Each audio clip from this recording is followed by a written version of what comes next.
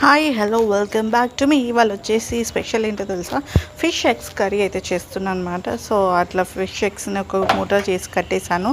And ఇక్కడ పక్కన water పెట్టేసి హీట్ చేస్తున్నాను అనమాట. సో అందులో హీట్ చేసిన సాల్ట్ వేసి ఆ మూట మాత్రం పెట్టేసాను అనమాట. ఫిష్ ఎగ్స్ అందులో కట్టేసి పెట్టేసాను అనమాట. దానిపైన లిడ్ కూడా పెట్టా.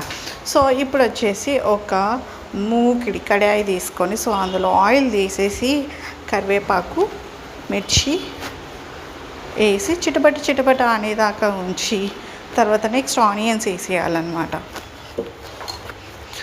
ఆనియన్స్ వేసి లైట్ ఫ్రై చేయాలి. సో నేను ఇట్లా చేసేసరికి ఆ కలర్ మొత్తం వచ్చింది. సో నెక్స్ట్ వచ్చేసి అందులో అల్లం వెల్లుల్లి పేస్ట్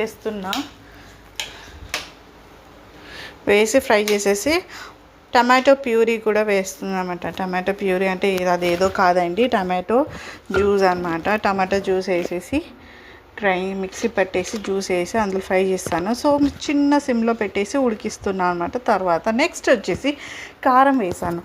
కారం, సాల్ట్ అండ్ పసుపు కూడా వేసుకున్నాను అనమాట.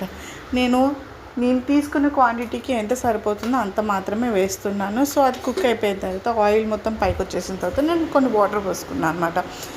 సో ఈ వాటర్ బాయిలింగ్కి రావాలి. సో బాయిలింగ్ అయితే వచ్చేసింది. బాయిలింగ్ వచ్చిన తర్వాత కొంచెం చింతపండు రసం వేసుకున్నాను. సో ఆల్రెడీ నేను పక్కన ఇక్కడ ఫిష్ ఎగ్స్ నేను కట్ చేసి అయితే పెట్టేసుకున్నాను, మీరు చూసారు కదా.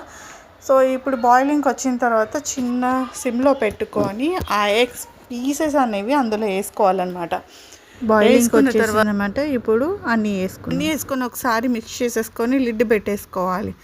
లిడ్ పెట్టేసుకొని ఒక 10-15 మినిట్స్ ఉడకనిచ్చాలన్నమాట. అలా ఉడికించిన తర్వాత సో నెక్స్ట్ వచ్చేసి నేను గరం మసాలా వేసుకుంటున్నాను. నేను ఇంట్లోనే ప్రిపేర్ చేసుకున్నాను, అప్పుడే ఫ్రెష్గా ప్రిపేర్ చేసుకుని లాస్ట్ 5 మినిట్స్ ఉంచుకున్న తర్వాత కొత్తిమీర గార్నిషింగ్ చేసుకున్నాను. So this was the my egg fish recipe అనమాట. సో నా రెసిపీ కనుక మీకు నచ్చినట్లయితే like, share and comment, subscribe. Bye.